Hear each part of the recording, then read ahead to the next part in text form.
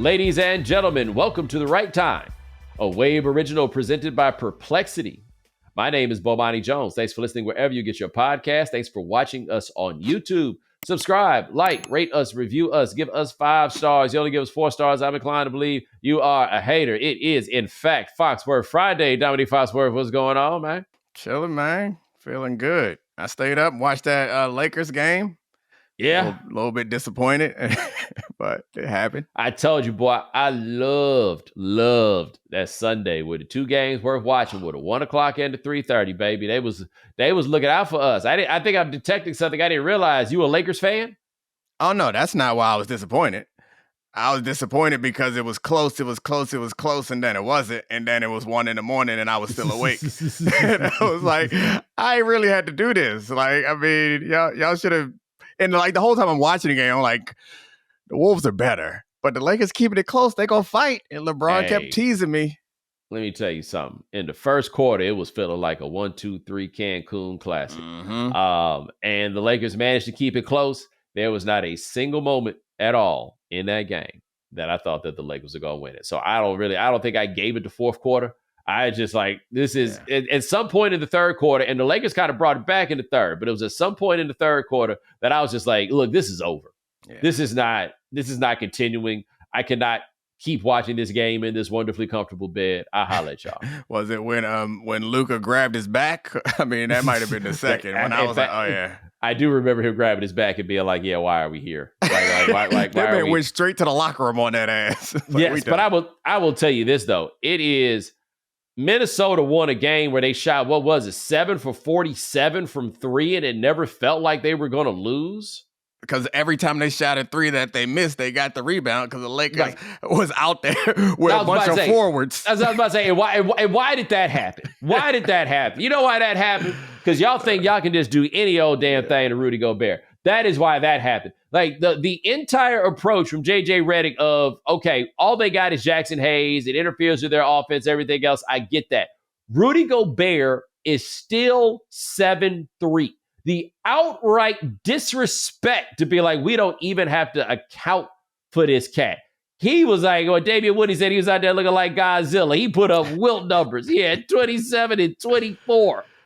He was holding up. Like the Rudy point is, I mean, we've been talking about this since Utah. It's forever. It's like, all right, he's a liability on offense, and on defense, if you can pull him away from the basket and mix him up, you in trouble. But they wasn't really giving him the blues when they pull him away from the basket, and the Lakers offense wasn't really. And this, I'm sure you're tired of talking about Nico Harrison. I am a little bit too. But watching this game, man, watching this game. I mean, watching this game, man, it's like, all right. Like, I still don't agree with you, but that's what we said. You was wrong, but you had a point. Yeah. Right? How far you took that point, that is where there's room for us to disagree. But look, Luka, we understand his back wasn't feeling good. Yeah. His tummy hurt the other game. All this, that's all. He was food.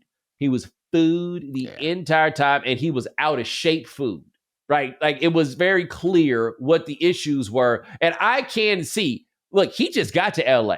If Luka doesn't turn those things around, it is going to be very interesting to see what the level of patience is for it. Because say what you want about Nico, but Nico brought these things to the forefront in a way that changed the conversation about them.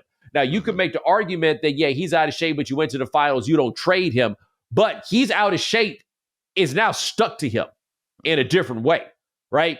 And so in a place where there's more eyeballs on him and the city cares more about their actual winning, if he does not turn that around, like, everybody got to realize that part. JJ Redick got to realize that part too. You got JJ Redick has never done anything basketball related with this many local eyeballs on him before. Forget about the national part, just the local eyeballs on him, and he handled it poorly.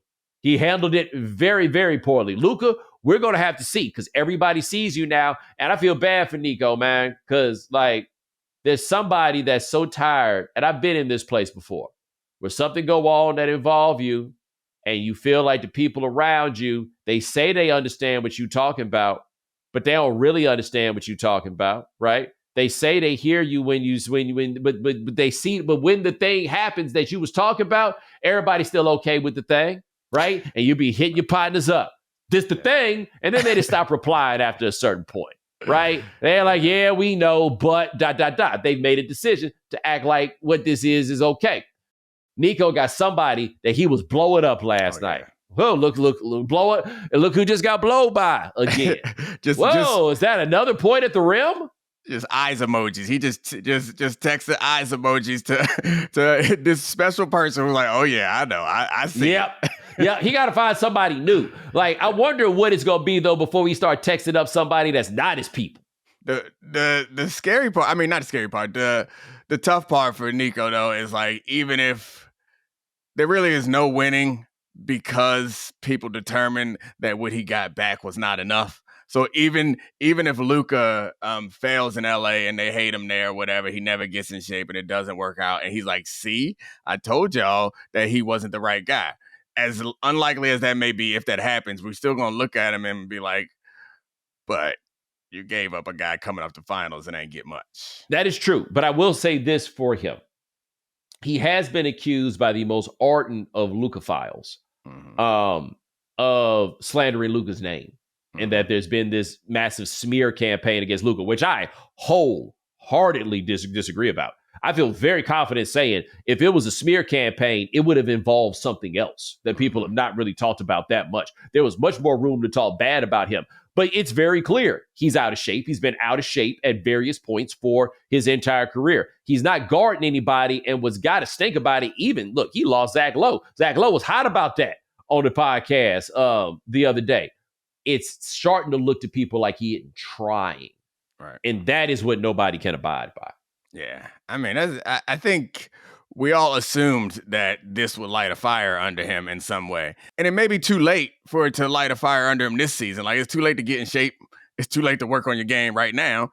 But I do think that next year is going to, it's going to say a lot about, and forget the Nico part of this. It's going to say a lot about Luka. It's going to say a lot about the Lakers, because I assume this offseason they're going to address the big roster holes that they had. The one big roster hole. They may have to do something about LeBron's contract because he could opt in or opt out.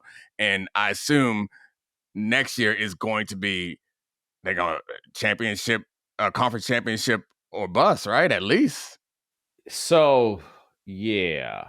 And Luka's going to have the offseason to lock in and be like, oh, you thought I couldn't do this? Like, whatever. Well, if he's going to do it. Right. I don't know why we assume that he is motivated like that, right? He may be motivated in that way. I've seen no reason to actually think that, especially not after so many people jumped to his defense and said, so what if he's out of shape? I would argue that this is not the only evidence that we have that he is motivated like that is that he be dog cussing people on the court all the time. And it feels like his motivation is external. But he also dog cusses people in the name of avoiding accountability. Right. He dog cusses referees for fouls that he has actually committed. Right. He may just be a person got a bad mood about himself. Right. Like, maybe that's what it is. And yes, you're right. I think there's a measure of external motivation, but we don't know if it's that one, right? They said I'm out of shape. I'm going to show them I'm not out of shape. Or, maybe I am. I still be killing them. Yep. Or they said I was out of shape. I can't get it done. I believe I can get it done. Yeah. At this point. And the thing about that external motivation, and might feel a little hokey, but like, external motivation only take you so far when you by yourself in the gym for the 25th day in a row and you exhausted. Like, it's different when you on the court and somebody say, yes, oh, it's very easy to be like, all right, I'm going to show this motherfucker. I'm going to give you max effort for the next 4 minutes. Yes. Watch it. Watch me lock in. It's real hard when it's all summer. Look, let me tell you the thing that I do give Pat Riley some credit for. And my buddy Shannon was on Wednesday, and we were talking about heat culture. He's saying heat culture is a myth, and there's something to be fair.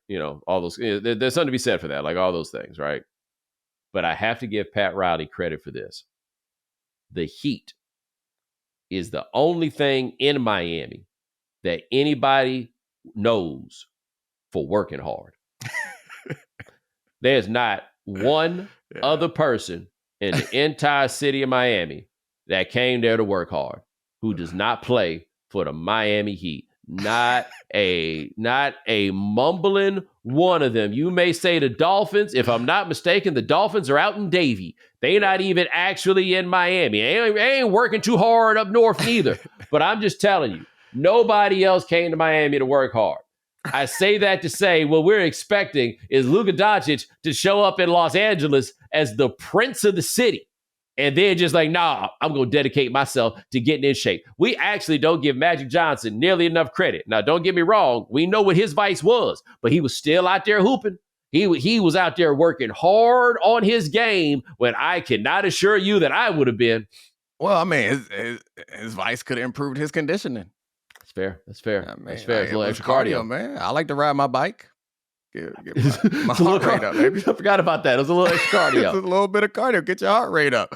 Yeah, the Pat Riley in Miami is a whole nother interesting conversation because we feel like we've jumped. I want to say quickly jumped to a lot of people wanting to get rid of Pat Riley. And your point about them having some level of culture down there, like it's a real thing. How far it's going to get you in the NBA where talent is in that league more than any other. Like, you got the guys. So it's going to get you to a certain point, and they've done as much as they can with that. But people are fast to want to move on from them. I think it's hard to – I was feeling like that seems like a silly idea just because you ain't won a championship in a while. However, he is 80, man, and I think there's some wisdom out there, but also 80, bro. He is 80. I will just point out, though, they went to the NBA Finals. Was it 2 years ago? Agreed.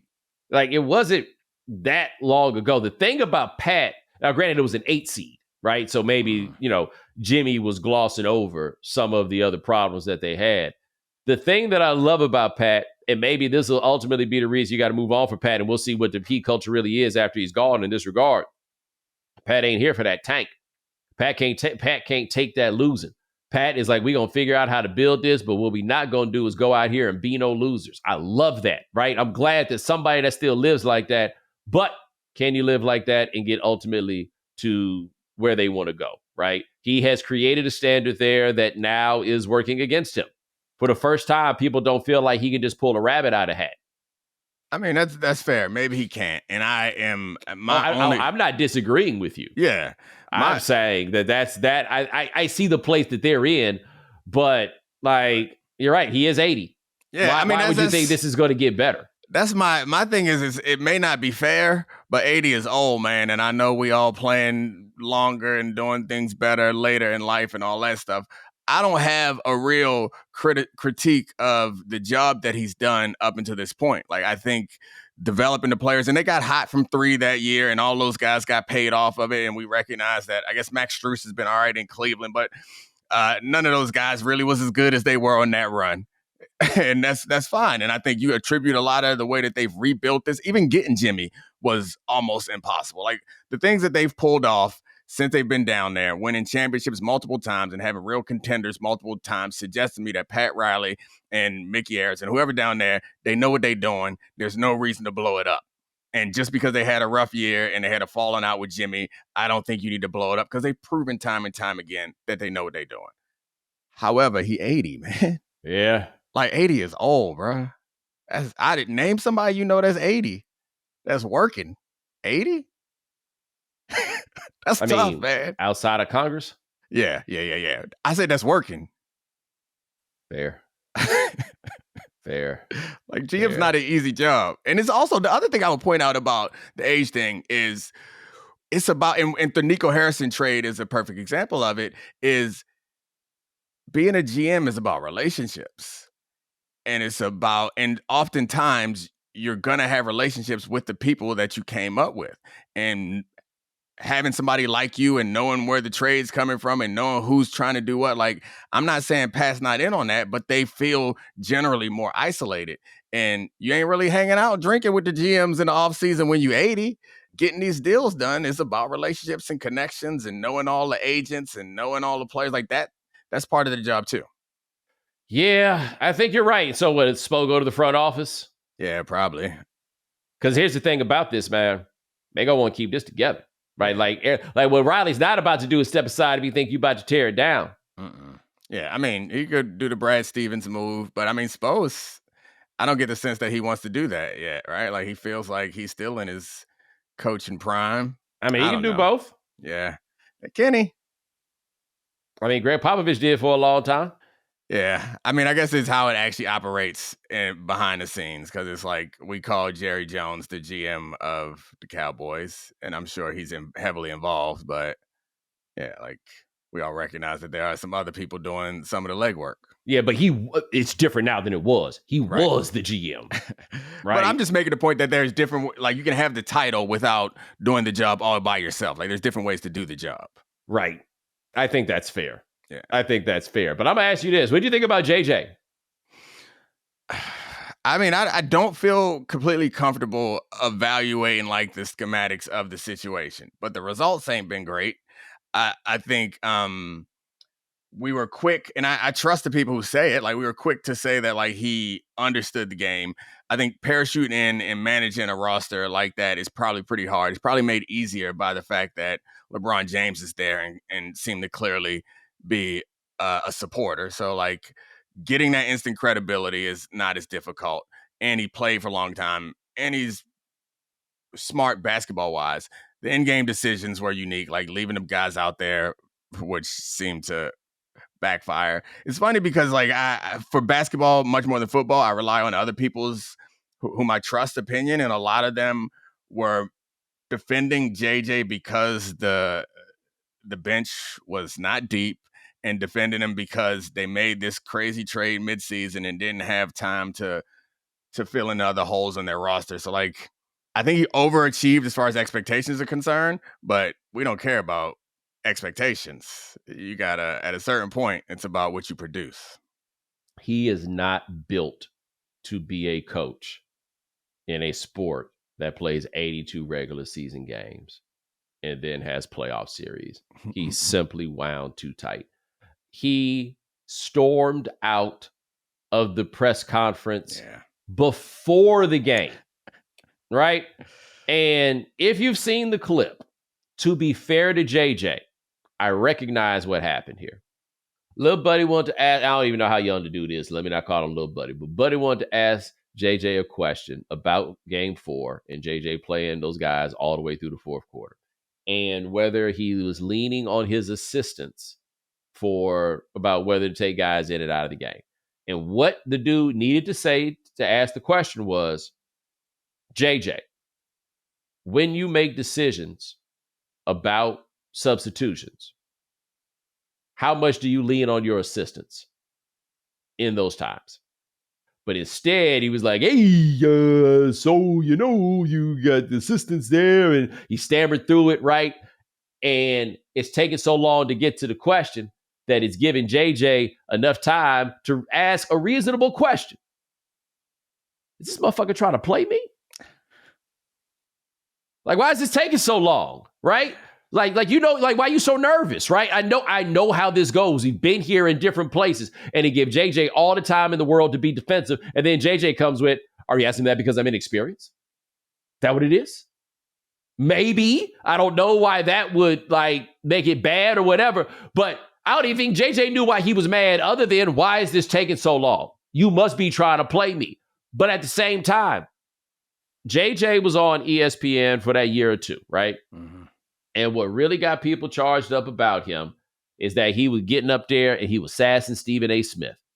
And he would get up there and he would sass Kendrick Perkins. People that many viewers would love to see get sassed by somebody, let alone this particular guy, right? Now, it's funny because this is a guy that we all, not all, but most of us got introduced to in a context that led to hating him. I actually liked him when he was in college, but most people, I mean, a plurality of the population, I would say, hated JJ Redick. But once he was up there sassing people like the ones I told you about, hey, it wasn't so bad. And then he goes on TV and he's talking to Chris Russo and he's breaking bad with him, which is another person, especially younger folks on the internet, have their issues with. And so JJ became their hero. And I remember somebody was writing a story about him, maybe it was from the New Yorker, and the woman who was writing it sounded like a younger woman. And she called me to talk about JJ, and I was listening to her, and I was just kind of like, I don't think we spelled out here. I don't really know if he's smashing atoms like you think he is, man. Like, I don't think he's doing anything that, and I say this as somebody who likes him as a TV personality, but his game is not being warm and cuddly and likable. His game is being a jerk. It's just a matter of whether or not it's the jerk that you like. That is not a persona that works well as the public face of an NBA franchise. That doesn't work. And so now you get up there and you get defensive and you storming out of stuff before games. And it's clear during the games, you're getting all wound up and you're a little bit too tight. And then you start breaking bad with the media. And media, that's elephants, boy. Their memories is long and they don't ever have to let up on you, especially not after you lose in the first round. What in this cycle changes? Yeah. Nothing in this cycle changes, right? So either he is going to figure out how to deal with people better, or he will not be long for this job, no matter how good he is at it. Because a big part of this job is not just about winning games. It's how you hold it down when you don't. That's absolutely true. Particularly, I mean, in any sports with long seasons, like I think the job of a head coach becomes a little bit more of psychologist and team leader. Like, it's different than the X and O schematics. Like, I have no reason to believe that he's not capable of understanding what changes need to be made on the court. Implementing those changes requires some level of buy-in from the constituents that are on your side. And when those changes fail, it requires some level of support from the people who are reviewing this. And I think understanding that is a hard thing, I think, for some athletes to come around to appreciate is other things matter other than the scoreboard. And they may not matter till they matter. And then when they matter, it's up. And look, it was roster problems. Like, this we knew this when they made the trade, though.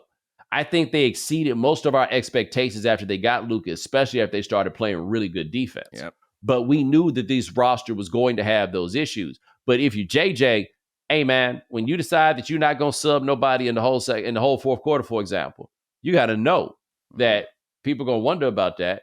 And you got to be, and by the way, reasonably. Nobody's ever done this but you, big brain. Right? People are going to be like, hey, big brain, could you explain to me why it is that you didn't think that old man would get tired? Because they looked tired in game 5. They did. They those guys, when I saw he put them same dudes out there to start the game, I was just like, damn, JJ is not backing down on any of this. And Jackson Hayes is over there probably wearing church socks. He know he ain't getting in the game. And then he broke out Maxi Kleber. Yeah. Right? I forgot he was on the team. I only broke him out for 5 minutes, but it was still just kind of like, hey, man, you got to know when you're doing things that people don't quite understand. You got to be cool about talking about it. But I just think he's wound real tight. It's not that he's a bad dude. You watch the podcast and hear him talk to people. Like, he knows how to be relatable and warm in those things with people that he feels deserve his respect. But you got to learn how to talk to the people that you don't think deserve your respect. Well, I mean, those people deserve respect. This is the thing. Like, whether you think they do or not, you need to get to a point to where you think they do. It's not you pretending. But, it's tough. No, I mean, next year's a big year for him and Luka, I would assume, how this pans out. And LeBron, whatever leverage he has there, it feels like it's dwindling some. Maybe not, but it certainly feels like the decision maker, the power that he had before, is not the power that he has going forward. And maybe getting JJ in there was one of his last influential decisions. All right, hold on. I got a LeBron question to ask, and we'll get on that right after this. This episode is presented by Perplexity. Perplexity is an AI-powered answer engine that searches the internet in real time to deliver fast, clear, high-quality answers. Unlike legacy search engines that respond with a list of links, Perplexity skips straight to the answers you need, explained in everyday language that's easy to understand with sources and citations. Now, Ryan, how do you use Perplexity, especially when it comes to the right time? You know, if you're a loyal listener or viewer of the show, you're already aware that we use Perplexity throughout the show on Mondays, especially when you need questions answered or stats confirmed. But Perplexity is great because you say you're curious about a specific topic from the show, like how much will the Luka trade cost the Dallas Mavericks? You can see how quickly Perplexity can get the answer, which is well over $100 million. Discover faster, more reliable search with Perplexity today. Download the app or ask Perplexity anything at perplexity.com. Ready to win some real cash during the basketball playoffs? Check out Pick 6 from DraftKings. When it comes to basketball payouts, DraftKings Pick 6 posterizes the competition. Hit all of your picks and hit higher minimum payouts on Pick 6 Plus, even more cash if you outscore the competition. Pick 6 is available in most states, including Missouri, California, Texas, Georgia, and more. I made some picks last week that featured some of the biggest names during the first round of the NBA playoffs. You can join in and make your picks during the basketball playoffs. New players get $50 in Pick 6 credits instantly on just a $5 entry. Download the DraftKings Pick 6 app now and use code Bomani. That's code Bomani for new customers to play $5, get $50 in Pick 6 credits. Better payouts, bigger wins, only with Pick 6 from DraftKings. The crown is yours. Gambling problem? Call 1-800-GAMBLER or visit ccpg.org in Connecticut. Help is available for problem gambling. Must be 18 plus. Age and eligibility restrictions vary by jurisdiction. Pick 6 not available everywhere, including New York and Ontario. Void where prohibited. One per new customer. Bonus awarded as non-withdrawable Pick 6 credits that expire in 14 days. Limited time offer. All right, we are back with Domonique Foxworth. Domonique, LeBron can opt out of his contract and become a free agent. Usually, someone like him will do that. He has done some opt-in before, but you opt out so you can go get some more bread, right? Totally understand it. But let's look at the Lakers for a second. And let's say LeBron opts out. And I know that the LeBron stands are on their way for what I'm saying. But I'm really asking this as a question because I think it's a bind the Lakers are in and a bind that just about every other team is in, which is you got two max guys. Now what? Right? How exactly do you go about putting the team together? You've made the decision that you're going to build around Luka Doncic. Is LeBron at that age the right guy to be the one that you give all the money to build around? So I'm not saying the Lakers should or should not bring LeBron back, but let's say he opted out and they said, thanks for the memories. Do you go home? Do you let the Lakers end your career? Probably not. What do you do then? And how comfortable are you getting in the business of 40, soon to be 41-year-old LeBron James? So, no more max deal, man. That's all it comes down to for me is I guess that is an option. No matter where you go, I feel like for what LeBron is going to provide, presumably he wants to win championships. Well, maybe he doesn't. Maybe that's not in his strategy anymore. Maybe he recognizes that trying to catch Jordan or catch Kobe or whoever doesn't matter to his legacy, or maybe it doesn't matter to him, and he wants to cash out and go have fun or whatever somewhere else. Right. That's possible. If LeBron wants to win a championship, he's not a max guy, not in his current second apron world, right? That's what it comes down to, right? We watch these games. Second team All NBA this year. He's great. He's incredibly talented, but you watch the games, right? I mean, did you see somebody who's a number 2 on a championship team? I did not, but is that the standard for a max salary in the NBA? And I guess maybe this becomes the question of what does a max salary in the NBA become? Who becomes the worthy recipient because of how the handcuffing that comes from having that big salary? Because I will say this about the Lakers. It is hard for me to see a world where LeBron opts out and they don't try to bring him back.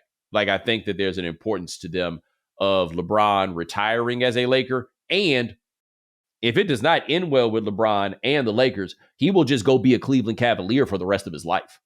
Right? I think the Lakers like the idea of great, all these all-time great players they've had seeing themselves as Lakers. And I think LeBron in the end would he wanted to play for a legacy franchise, right? He wants that, but don't think for a second he won't chuck a deuce on you. Ask the Miami Heat. It didn't end the way he wanted, and it's like it never happened.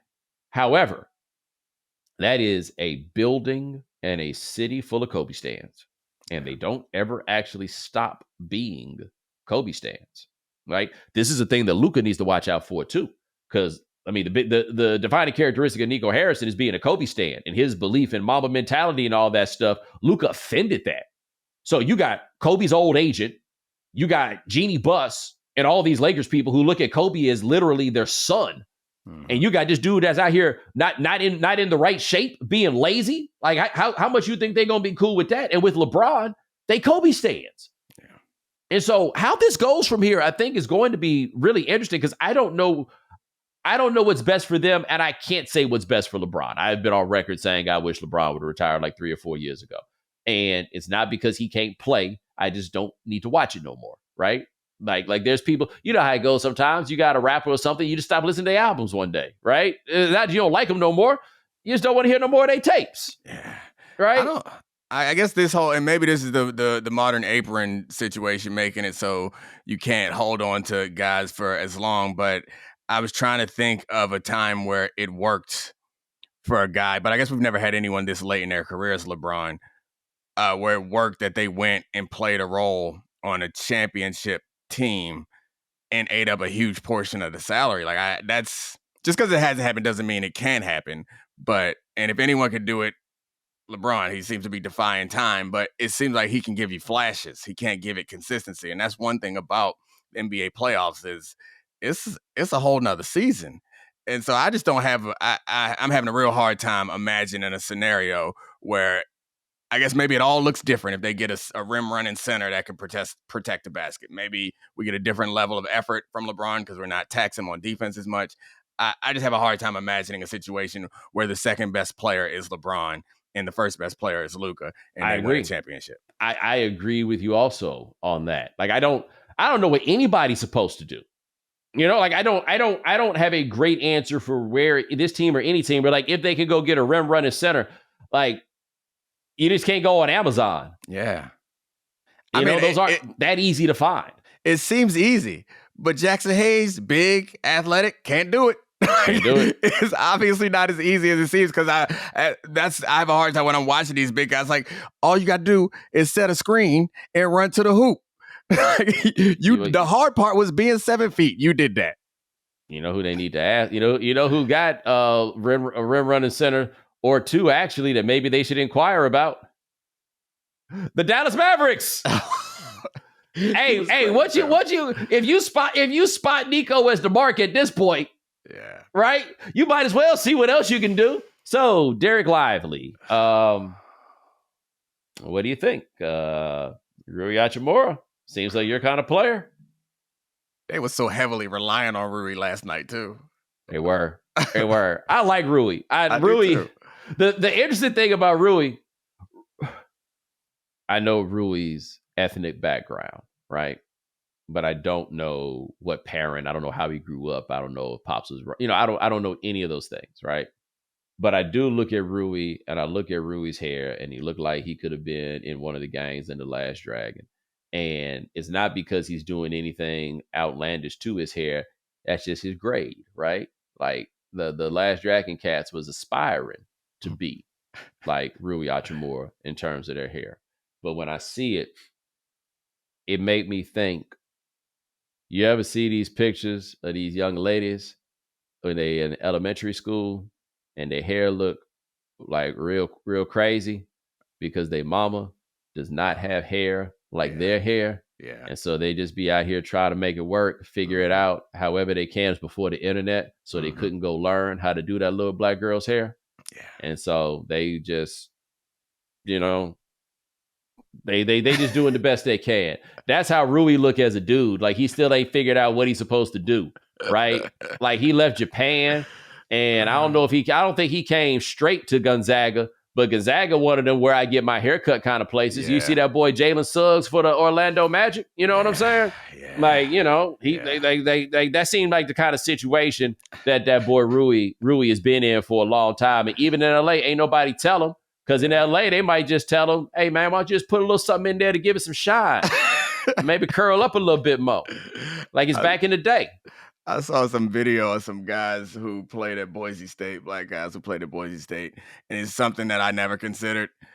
And they were like, yeah, like, no, really. We land in Boise, and everybody know what we here to do. Ain't nobody else, like no one else is here. They aren't just regular black students at Boise State. They aren't just regular black people in local Idaho towns. Like I don't know what the population is, but it's single digit percentage wise, probably low single digits.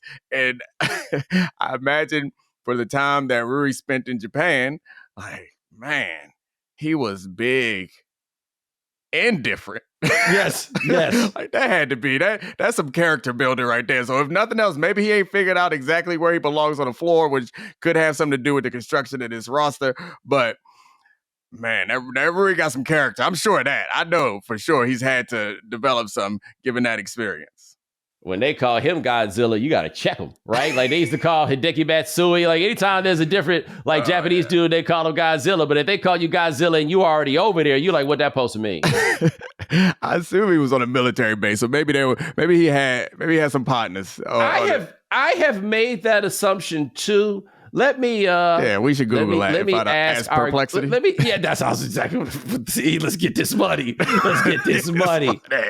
Tell me about Rui Hachimura's parents. Let's see what the Plex got to say about that. Okay. We good? All right. So Makiko Hachimura is his mother. Mm-hmm. She is Japanese, born and raised in Japan. As is similar to the case of Naomi Osaka, they took on her surname rather than her father's because it makes it easier to navigate through Japanese society. However, when your black ass shows up, I'm not sure how much that Hachimura part really matters. But hey, who am I to say? Clearly they know what they're doing. His father's name is Zakari Jabil. Oh. He is from Benin. In West Africa. It borders Nigeria. It's to the west of Nigeria. He moved to Japan in search of better opportunities and played semi-pro basketball.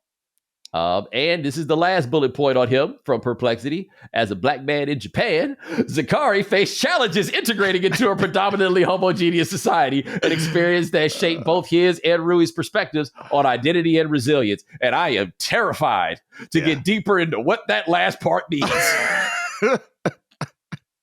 Yeah, Perplexity, fall back. It's a perfect amount of information you gave right there. We don't need no more. Yeah. Hold on. I asked Perplexity that last bullet on Zakari. What that mean? And Perplexity said the last bullet about Zakari refers to the challenges he faced as a black man living in Japan, a country with very few black residents. Rui Hachimura has spoken about how his father encountered difficulties integrating in the Japanese society, and despite these challenges, Zakari maintained a friendly attitude and was able to communicate with people. Rui said, I think it was hard for him, but he's a really friendly guy and could communicate with the people. He didn't feel sorry for himself.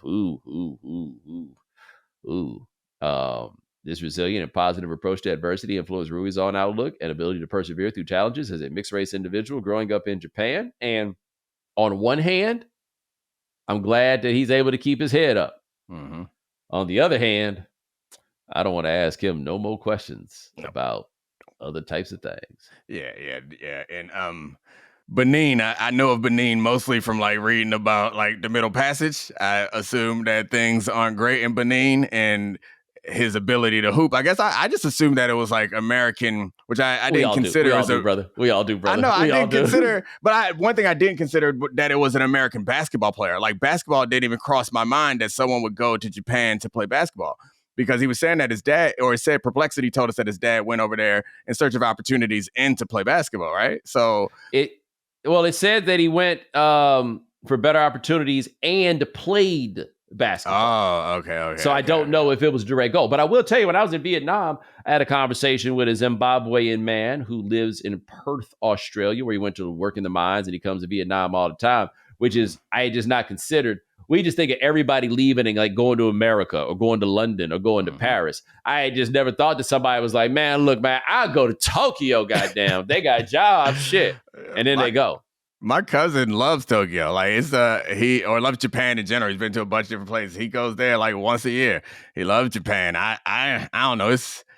I'm gonna sound real ignorant, but like when I be looking for places to go, it's like, damn, I got kids and stuff. Like that's far. Like that, you know how many tickets I got to buy, and I'm fine with sitting in the back for a certain amount of hours, but I'm gonna have to spring for that big ticket if I'm going to Japan, Australia, something on the other side of the earth. I'm gonna have to spring, man. I did 15 hours. So to get to Vietnam, it was 15 hours to Seoul and then another 5 to whatever any of the Vietnamese cities. And I was like, honestly, the 15 hours wasn't that bad. But I was up there in the front of the plane. You know what I'm saying? They out here feeding me good and everything else, and I can stretch out and I can lay out and all of this stuff. Oh man, I couldn't imagine back there with y'all. I did. My brother got married in Morocco. And so, like, I was a little annoyed because, like, why are we doing this, man? But anyway, like, can't we just do this here? But my family, my wife and kids, it was just before school started, so they couldn't come. So I went. And so I got on the same flight with, like, a bunch of the wedding party. I got on the plane first. And I just had to wave. Like, hey. I'll be looking down when something like that happens. I get deep into a book. As my mom walked by, I was like, ooh, I feel real bad. I love you, Mom, but I got these knee surgeries, man. It's a different situation. Yeah. I bought a nice gift, gave a great speech, but I wasn't sitting back there. I just wasn't going to be able to do it. I don't think I told you the most awkward one I once saw. I was flying from, it had to be here, to Atlanta one morning. And I'll get to the gate, and the LA Sparks were there. And, this is when all this discussion was going. And I think they was playing a back-to-back. They had a game in Atlanta that night, and I remember because they got their asses whooped. But I'm looking at them and in the gate, around the gate, and I'm like, I'm about to sit on the front of this plane, as mandated by my contract, just to be clear. I just kept my head down when they was walking past, bro. I look up a little later. Candace Parker's in the exit row because she popped for herself. You know what I'm saying? Because they was getting paid like $12.75 an hour at that point. But I felt so bad. And then when we landed in Atlanta, I saw them at the baggage claim. And man, they looked tired, dog. Because that was like a 7:00 flight or something like that. They looked beat. And I was like, I don't want them to know that I saw them. You know what I mean? Like, I want to give them the dignity of, like, I know you ain't at your best right now. They coach walked up and introduced himself to me. And I'm like, thank you for identifying me as whoever you are. Because I'm just trying to, this is real awkward to me right now. We get so sheltered. Like when you were talking about his father going to work in mines, like, damn, like bro, like like, it's just like all that is in America. There's plenty of bad, there's plenty of good, but the rest of the world, man,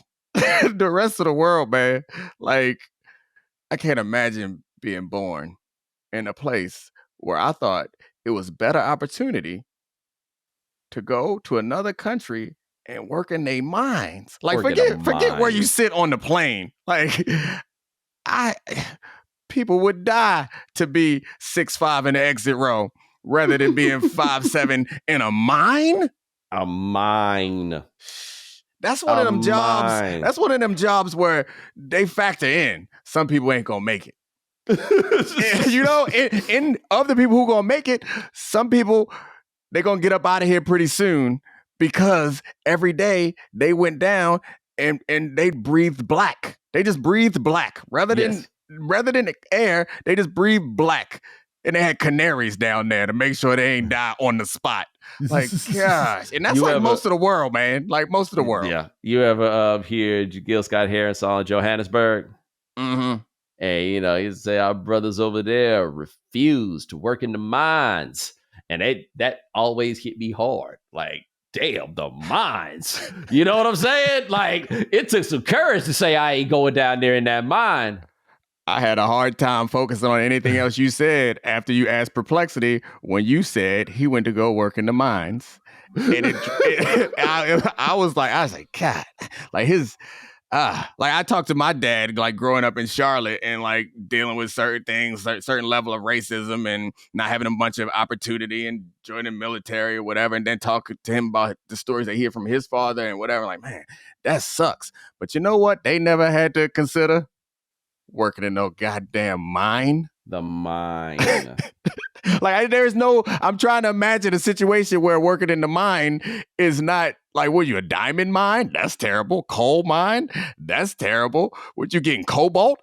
Or atrocious? Like there's no situation where you mine and life's great. Yeah, you don't mind anything that you want to breathe. You know what I'm saying? Like, at least you out here picking crops. It's fresh air. Well, I mean, maybe not always fresh, but you feel me. But yeah, brother said that he went to Perth. He's over there in Perth in Western Australia working in the mines, and he'd be shooting up to age every now and then. Because I had never thought about this because American, but a lot of Australians in them Asian spots. That's where they, that's where they go. Oh, yeah, I guess it's, I mean, where else you gonna go? You in Australia. Yeah. It ain't close to nothing, right? It ain't, brother, it's not even really close to New Zealand. Did you know that to fly from New Zealand to Sydney is 5 hours? What?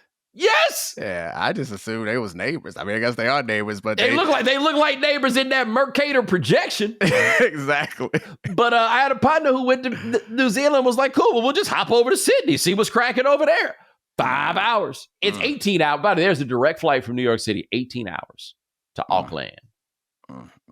18 feels like. And here's the bag, Dominique. I looked it up. I want to say the first class ticket is something like $12,000. Shit. Yeah, I ain't gonna be able to do it. Because brother, I can't do 18 hours with the people.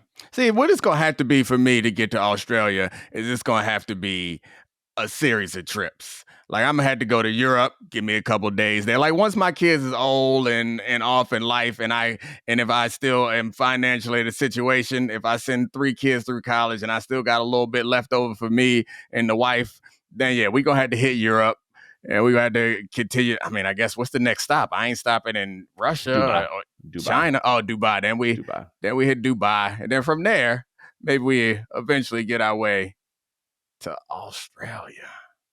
Yeah. Like I said, I could do that 15, but if I get there and they not even happy I'm there. Like that's the thing I think about a lot with traveling. Like on they have these places, these black travel things on social media where they're like they'll give you a grade, and that's the thing is like you can, for black people specifically, it's like you black immediately and you black everywhere, and so like.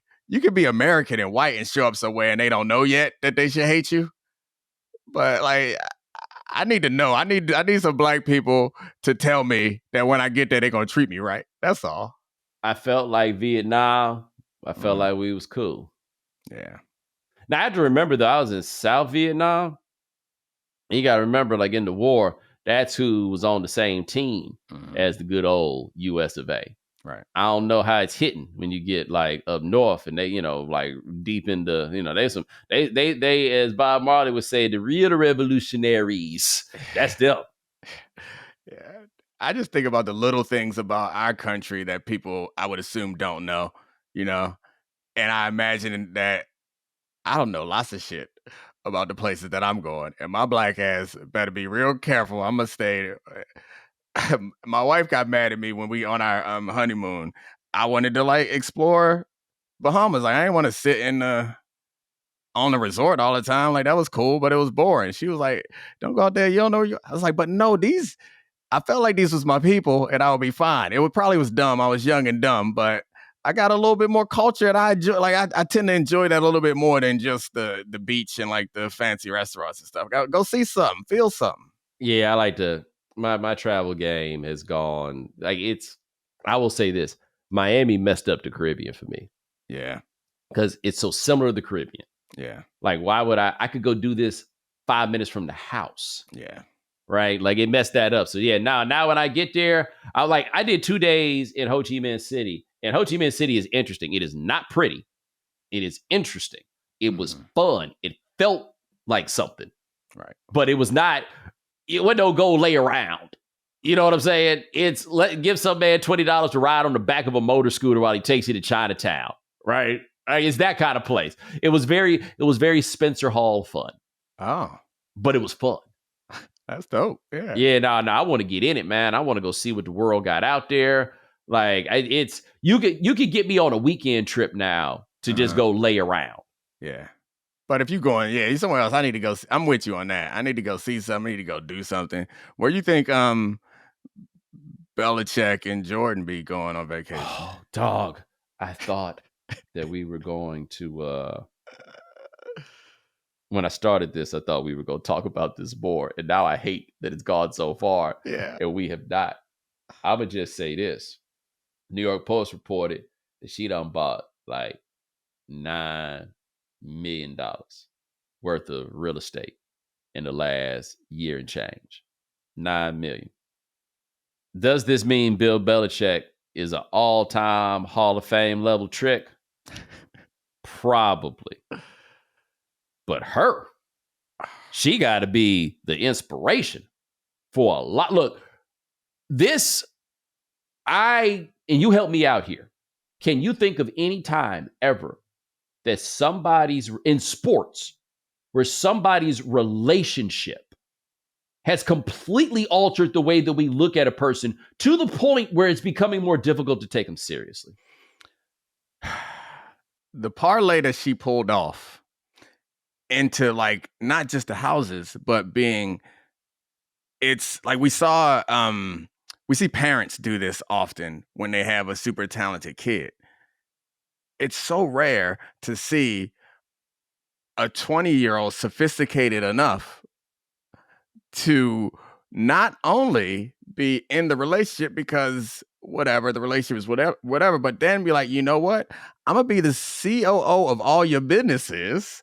I'm going to buy some properties. I'm going to nix the Hard Knocks because I don't like the way they playing. Like, I'm going to get on the university for not tamping down on these people BSing. Like, I almost feel like it's not right to put her in the Hall of Fame because she ain't like them. Whatever you talking about, that ain't her. Like I wish not to disrespect young Jordan, Air Jordan. She ain't like her aspirations. She not just trying to be kept. She trying to run something. You got she don't want a good job. She went from selling LeBron to throw back out the truck to running an empire. Right. And like, I don't know. I've been hesitant and try to be careful around this because like, I don't know, they defining whether people's motivations and relationships and all that other stuff. I'm not looking to suggest that she saw a mark and she took advantage of it. You can do that if you want. I don't care. I'm just looking at what has happened. And I don't know another time where a 20-year-old met a 70-year-old and went in short order from being kind of a joke, a punchline of a joke, to running all the shit. Did you see the Damian Woody tweet though, where he said like he had us brainwashed with the media, and now he can't even stick to his own script? I can't believe that people don't know that with these public relationships, you gotta have the where we met origin story right. Yeah. You know what I mean? Like, and they had a story, and they now suddenly that story doesn't work.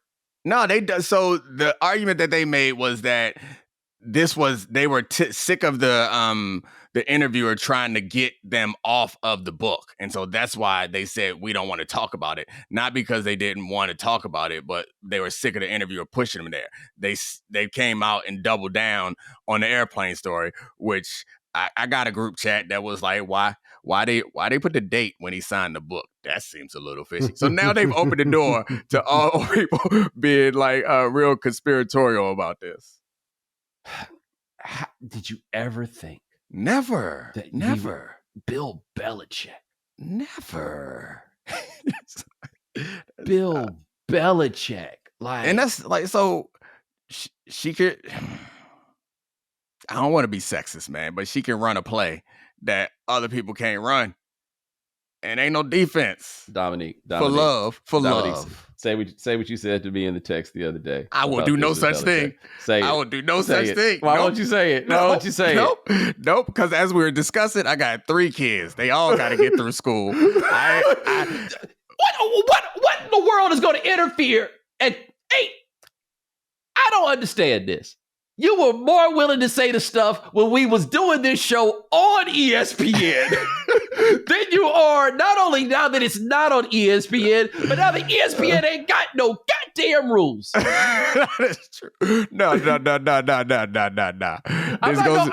ain't gonna hold you, but I'm saying at the same time, you know, I'm saying that ESPN got rules for me.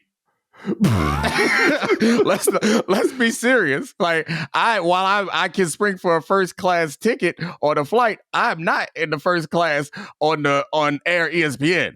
I ain't Breaking Bad at the pilot. We good. That is Domonique Foxworth. Check him out on the Domonique Foxworth Show. Available where all 5 podcasts are given away for free. My brother, I appreciate you. I appreciate you too, buddy. All right. And ladies and gentlemen, thanks so much for joining us here on The Right Time. We do this here 3 times a week. My man Ryan Brumley handling everything behind the scenes. Thank you, sir. Also hit the voicemail line, 323-596-7767. Tell us about the most shocked you've ever been at a family gathering when somebody showed up with their new boyfriend or girlfriend. For whatever reason, it happened to be shocking. Maybe they smoke rocks. Remember, follow The Right Time. Subscribe, like, rate us, review us, give us 5 stars. You only give us 4 stars. I'm inclined to believe you are a hater. We'll talk to you guys in a couple of days. Take it easy.